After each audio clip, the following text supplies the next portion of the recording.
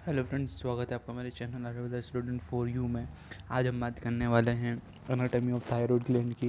तो thyroid gland जो होती है वो फर्स्ट एंडोक्राइन ग्लैंड्स में जब हम पढ़ते हैं तो होती है। एंड थायराइड ग्लैंड जैसे यहाँ आप जो है कि स्ट्रक्चर देखें, यहाँ पर जस्ट हमारे नेक में होती है। जो ये देखिए ट्रेकिया, थायराइड, ये थायराइड ग्लैंड होती है, ट्रेकिया है, स्टर्नोक्लेडोमास्टोइड मसल होती है यहाँ पर राइट साइड। एंड जो स्टर्नोथायराइड, स्टर्नो हायोइड जो होती है मसल्स पाई जाती है यहाँ पर, इस तरीके से आपको दिख रही होगी। ठीक है, ये वेगस नो जो है कि राइट नर्व ऑफ वेगस, इसको थोड़ा सा आप क्या होगा कि इस तरीके से समझोगे कि यहाँ पर जो कि ये नर्व होगी, इस तरीके से स्ट्रक्चर रहती है बटरफ्लाई। ठीक है, ये मैंने डाइसेक्शन वाला जो है कि पिक निकाला हुआ है। और ये ट्रेकिया होता है राइट साइड, लेफ्ट राइट, ये ब्रेकियल हो सकती है दो। यहाँ पर जो है कि इसको थोड़ा सा ये इसके ऊपर कवर होती है इस तरीके से, बाकी इसको डाइसेक्स किया गया तो इसको अलग कर दिया है। ठीक है, मसल्स को। अब हम देखते हैं कि थायराइड ग्लैंड होती क्या है। तो थायराइड ग्लैंड जो होती है वो एंडोक्राइन ग्लैंड होती है, बटरफ्लाई शेप्ड की होती है। आपको एक तितली के आकार जैसी दिख ही रही होगी। Lower part of front of side of the neck में सिचुएटेड होती है। ठीक है, कहाँ होती है? अपने गले के नीचे होती है। And covering front part side of the trachea, जैसे मैंने आपको बताया ट्रेकिया के फर्स्ट साइड में रहती है। लोब जो है कि दो लोब पाए जाते हैं इसके, इसको डिवाइड करेंगे तो एक लोब भी हो जाएगा, एक लोब ये बीच में जिससे जुड़ता है उसको बोलते हैं इस्थेमस। ठीक है, इस्थेमस इसको बोला जाता है। रेगुलेट्स करती है एमबीआर को and stimulate the somatic and specific growth, calcium metabolism बहुत, क्योंकि इसमें जो है कि आपको पता होगा कि ये बोन जो हमारा कैल्शियम रहता है उसके अंदर मेन फंक्शन होता है हमारी थायराइड ग्लैंड का। ठीक है, देन हम बात करते हैं इसके पार्ट्स की। तो इसके लोब्स होते हैं, दो लोब्स, जैसे कि दो लोब होते हैं, right lobe and left lobe. ये देखो, ये राइट लोब हो जाता है, ये लेफ्ट लोब हो जाता है। ठीक है, ये दो लोब हो जाते हैं। उसी प्रकार ये कॉनिकल शेप की हो जाती है, बटरफ्लाई शेप की होती है। ठीक है, इसका ऊपर अपेक्स हो जाएगा, नीचे पीछे की साइड जो होता है कि जिस पे ये लाई डाउन है उस पर बेस हो जाएगा। दो बॉर्डर हो जाएगी, एंटीरियर और पोस्टीरियर, ये आगे वाली एंटीरियर, पीछे वाली पोस्टीरियर। कितनी तीन सरफेस हो जाती है, एक तो मीडियल सरफेस हो जाती है, एक लेटरल सरफेस हो जाती है, और एक पीछे की साइड पोस्टेरो लेटरल, है ना, जिस पे जो है कि हमारी पैराथायरॉयड ग्लैंड सिचुएटेड होती है। पोस्टीरियर लेटरल सरफेस पे पैराथायरॉयड ग्लैंड जो सिचुएट होती है। ठीक है, ये यहाँ पर आपको दिख रहा होगा स्ट्रक्चर में। ये पोस्टीरियर लेटरल सरफेस है थायराइड की, और यहाँ पर जो है कि सुप्रा जो पैराथायरॉयड जो है कि हमारी जो थायराइड ग्लैंड होती है सिचुएटेड होती है। ठीक है, चार होती है वो नंबर में, उसको भी हम आगे डिटेल में समझेंगे। स्टेमस जो होता है कनेक्टेड करता है राइट लोब और लेफ्ट लोब को। अभी तक आप समझ गए होंगे कि इसमें दो लोब होते हैं और एक बीच में जो है कि एक स्ट्रक्चर रहता है जो इनको ज्वाइन करता है, जैसे एक ब्रिज लाइक स्ट्रक्चर होता है जो इनको ज्वाइन करता है। इसको हम बोलते हैं स्टेमस, थायराइड स्टेमस। ये राइट लोब या लेफ्ट लोब या कुछ भी बोलते हो, राइट लोब लेफ्ट लोब। ठीक है, अब हम बात करते हैं इसके पिरामिडल लोब्स की। जो sometimes the two surfaces anterior posterior, third lobe of the present and levator glandular जो थायराइड होता है fibrous of fiber muscular veins descending from the body of the hyoid stems. ये कुछ जो है कि पार्ट्स होते हैं इसके ही, जो पिरामिडल लोब्स को जिसको हम बोलते हैं। उसी प्रकार हम बोलते हैं कि इसका एक्सटेंशन और डायमेंशन, मतलब कहाँ से कहाँ तक होती है, कितनी इसका वेट तो होता है, कितना क्या होता है। तो ये middle of the thyroid cartilage से 5 to 6 ट्रेकियल रिंग में होती है। जैसे कि जगह ट्रेकिया की जो रिंग होती है उसमें 5 से लेकर 4 तक होती है। और इसकी हम बात करें तो 5 सेंटीमीटर जो होगी ये थोड़ी सी थिक, मतलब लंबी होगी, हाइट होगी इसकी 2.5 सेंटीमीटर ये विड्थ होगी, और 2.5 सेंटीमीटर ये इसकी विड्थ होगी।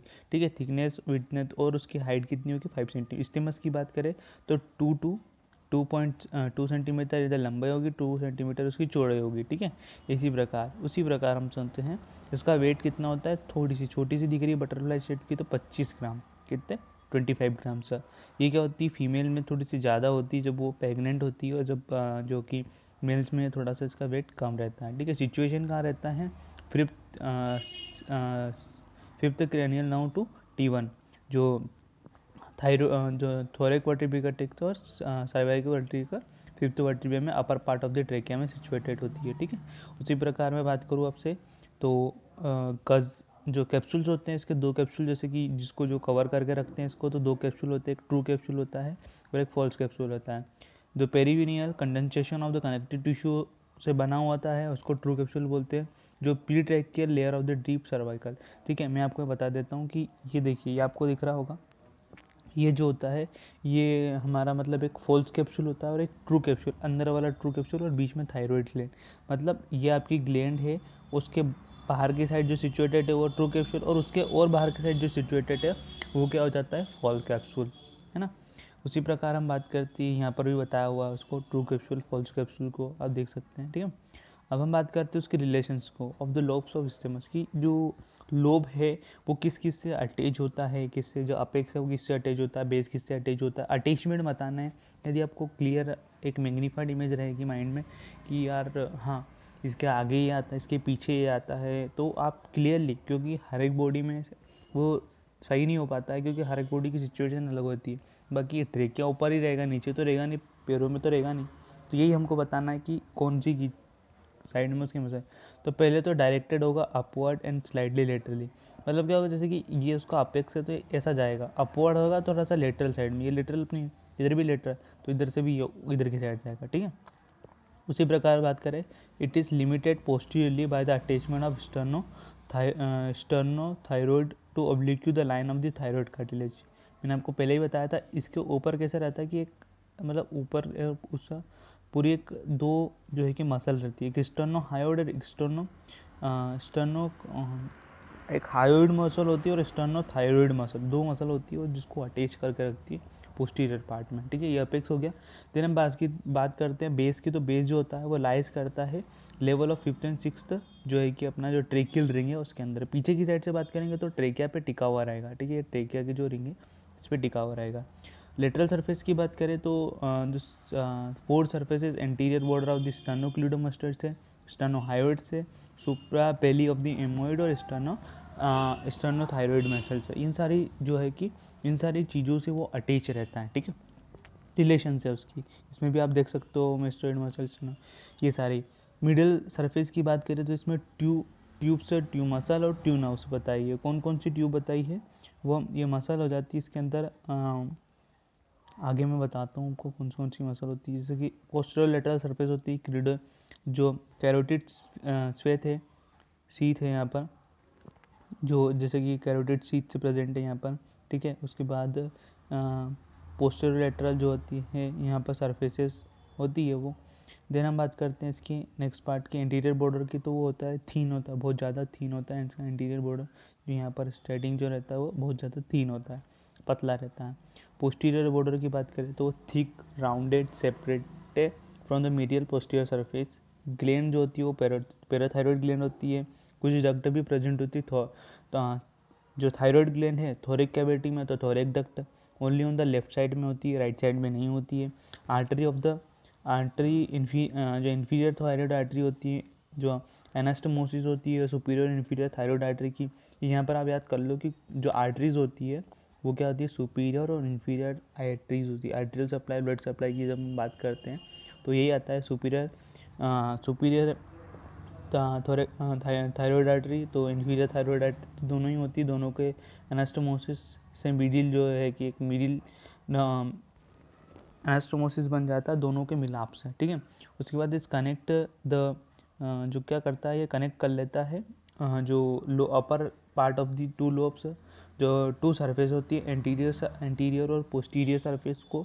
एंड बॉर्डर जो होता है वो सुपीरियर और इन्फीरियर बॉर्डर होता है। स्टेमस की बात जब हम कर रहे हैं, स्टेमस कौन सा पार्ट होता है जो उसको कनेक्ट करके रखता है, ये स्टेमस, ये मैंने आपको स्टेमस बता रहा हूँ। ठीक है, ये ऐसे गया, ये इधर से एक लोब बन गया राइट लोब, ये इधर से गया और ये बन गया इसको लेफ्ट लोब, इसी प्रकार। तो ये हो जाता है स्टेमस। स्टेमस की दो सरफेसेस, एक आगे वाली एक पीछे वाली।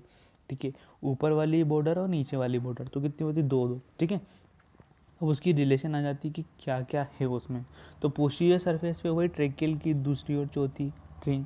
आगे की हम बात करते तो जुगुलर नोच आ जाती है, स्टर्नोहायोइड मसल और स्टर्नोथायरॉइड मसल को तो आप किसी में भी लिख दो, क्योंकि वो पूरी जगह पे फैली हुई रहती है। ठीक है, उसी प्रकार हम बात करते हैं सेकंड की, अपर बॉर्डर जो होती है anastomosis of right and left thyroid, जो कि थायरॉइड आर्टरी में। और लोअर बॉर्डर जो होती है इन्फीरियर, जो वेन आती है लीव्स करती है ग्लैंड को। ठीक है, जो वेन्स होती है वो वहाँ से निकलती है नीचे वाले पार्ट से। अब हम देखते हैं आर्टेरियल सप्लाई, तो मैंने आपको पहले ही बता दिया था, इसकी दो आर्टरी होती है, सुपीरियर थायरॉइड आर्टरी और इन्फीरियर थायरॉइड आर्टरी। एक थायराइड इडीमा आर्टरी होती है जो कि समटाइम्स जो कि बीच में शो कर देती है इस तरीके से, जैसे कि सुपीरियर रहेगी तो ऊपर की साइड जाएगी, इंफीरियर रहेगी तो नीचे की साइड ब्लड सप्लाई करेगी। पर थायराइड इडीमा जो होती है वो बीच में, कभी कभी बीच में आपको यह है कि दिखेगी, ठीक है। उसी प्रकार हम बात करें वीनस ड्रेनेज की, तो वही सुपीरियर थायराइड वेन से इंटरनल जुगुलर नोक में चला जाता है, मीडियल थायराइड ग्लैंड से इंटरजुगुलर इंफीरियर थायराइड ग्लैंड से लेफ्ट ब्रेकियोसेफेलिक में जाता है। ये बहुत बड़ी ब्रांच होती है, जीआईटी में भी प्रेजेंट होती है, ठीक है। उसी प्रकार हम बात करें तो ये तो छोड़ दो, बाकी इतना करने की ज़रूरत नहीं। हाँ, पैरासिम्पैथेटिक ब्लड सप्लाई की बात करें तो वेगस नर्व, जो कि वेगस नर्व एक स्टमक में भी, इसोफेगस, डिओडिनम, जिजुनम, इलियम में भी चला जाता है, ठीक है। हमारे transverse descending then sigmoid colon तक ये वेगस नर्व होती है। रेक्टम से वेगस नर्व का पैरासिम्पैथेटिक सप्लाई बंद हो जाता है। उसी प्रकार हम सिंपैथेटिक सप्लाई की बात करें तो medial cervical ganglion partly from the superior inferior ganglionic, ये आपको याद करना पड़ेगा, ठीक है। उसी प्रकार मैं आपको बता देता हूँ, इसमें फिगर में आप देख सकते हो कौन कौन सा गैंग्लियन है, कौन कौन सा आर्टियल सप्लाइड है, यू कैन सी, ठीक है। उसी प्रकार हम लिम्फेटिक की बात करते हैं तो लिम्फेटिक सिस्टम में जो है कि यही होता है, ठीक है। लिम्फेटिक सिस्टम में भी इतना कुछ है नहीं, वेगस नर्व, सिंपैथेटिक, ये भी लिम्फेटिक सिस्टम ही है। ऑस्टियोलॉजी डेवलपमेंट की इतना डीपली बात नहीं करना क्योंकि पूछा नहीं जाता है। बाकी कॉम्पिटिटिव और इसकी तैयारी के लिए मैं आपको बता देता हूँ कि दो तरह की सेल होती है, फॉलिकुलर, पैराफॉलिकुलर। फॉलिकुलर क्या होती है, जैसे कि हमने बात करी कि इसके अंदर दो लिगामेंट होते हैं, कैसे, एक बाहर एक ग्लैंड हो गई, ये ग्लैंड की सरफेस के बाद ट्रू हो गया और ये फॉल्स हो गया, ठीक है। तो क्या करेंगे, ये वाले ट्रू को हम बोल देंगे फॉलिकुलर। आपको कंफ्यूज नहीं करता हूँ, ऐसे कर देता हूँ कि जब आपने देखा कि ये ग्लैंड हो गई, ग्लैंड का क्या है कि एक पार्ट है, ठीक है, ये उसकी सरफेस है। जैसे अपन माइक्रो एनाटॉमी देखे तो ये उसकी माइन्यूट है। अब उसके अंतर्गत ये वाली जो शीथ है, ये फर्स्ट शीथ जो होती है, ये फर्स्ट शीथ, इसको थोड़ा हम डार्क कर देते हैं, फर्स्ट शीथ जो होती है उसको हम बोलते हैं फॉलिकुलर, ठीक है। जो उस फॉलिकुलर को कवर करके रखे उसको पैराफॉलिकुलर बोल देते हैं, ठीक है। अब इसके अंदर से सिक्रीशन क्या होता है, T3 और T4। T3 मतलब जो एक हार्मोन्स निकलते हैं, T4 मतलब एक और हार्मोन निकलता है। इसको मैं शॉर्टली इसलिए बोल रहा हूँ T3 T4, गूगल पे जाके सर्च करना कौन से होते हैं, आपको डेफिनेटली याद रहेंगे वो। मैं अभी बता देता तो आपको याद नहीं रहते क्योंकि थोड़ा सा डिफ़िकल्ट नाम है, ठीक है। ग्लूकोप्रोटीन टू फ्रॉम थायरोग्लोबिनिन, ठीक है। और क्या करता है, ये बाइंड होकर थायरोग्लोबिनिन जो कि मेन हार्मोन होता है, ठीक है। Most thyroid follicles are full to store the thyroglobulin, ठीक है। उसी प्रकार हम बोलते हैं नेक्स्ट पैराथॉलिकुलर, जो कि among the cell found among the follicular, इन सबके ऐसा मिडिल में होती है, ठीक है। उसके बाद these are the pale stain cells, these are granular sort of, है ना। एंड अनलाइक फॉलिकुलर सेल्स, उनकी तरह नहीं होती, they are an also follicular lumen, बहुत अलग तरह की होती है, ठीक है। इन सब के बीच में striated it separate from the thyro, जो सिक्रेट करती है thyro calcitonin which are regulate the blood calcium level, क्योंकि थायराइड जो होती है वो कैल्शियम लेवल को, मैंने पहले पढ़ लिया है, कैल्शियम लेवल को डिटेक्ट करेगी। इसीलिए ये क्या करता है, थायरो कैल्सिटोनिन जो कि बोन्स को बहुत ज़्यादा इफेक्ट करता है, क्योंकि बोन में कैल्शियम वहीं से बनता है, ठीक है। क्लिनिकल एनाटॉमी एंड अप्लाइड जो की आती है अप्लाइड एनाटॉमी, मैं आपको नेक्स्ट वीडियो में बताऊंगा। Thank you very much. Channel को सब्सक्राइब और वीडियो को लाइक और कमेंट करना ना भूलें। Thank you.